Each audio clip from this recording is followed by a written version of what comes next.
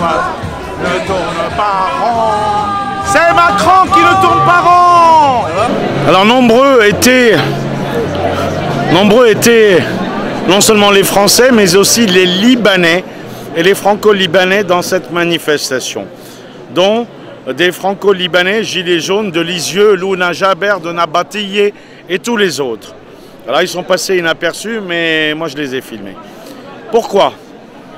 Parce que la France est l'amie du Liban, qu'elle a des relations depuis Vercingétorix avec ce pays jusqu'à aujourd'hui. Mais malheureusement, la France a vendu le Liban à l'époque à la Syrie pour des raisons d'intérêt stratégique français, malgré l'assassinat de l'ambassadeur de France, Louis Delamarre. Et depuis, Macron n'a fait que mettre un dernier clou sur le cercueil de tout un peuple et d'un pays. 4 août, dans les jours qui viennent, ce sera le premier anniversaire de l'explosion du port de Beyrouth, la plus grosse bombe après Hiroshima et Nagasaki. Mais qu'est-ce qu'il nous propose? Macron n'est même pas aimé par son peuple. Vous voulez que les Libanais l'aiment? Mais c'est une blague.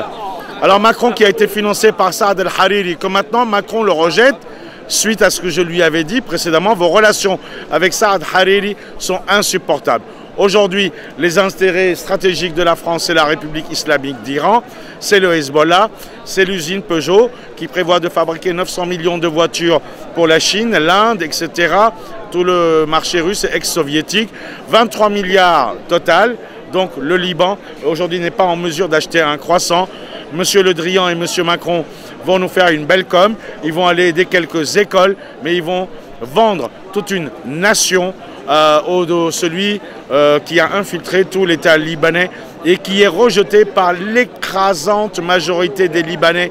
Les chiites, eux-mêmes d'ailleurs, n'en veulent plus, ni de Hassan Nasrallah, ni du Hezbollah, et encore moins d'un nouvel Iran. Les Libanais veulent un Liban souverain, c'est tout ce qu'ils veulent, et aujourd'hui ils étaient nombreux, et les Franco-Libanais aussi, contre évidemment les décisions arbitraires d'un dictateur qui veut nous imposer le vaccin.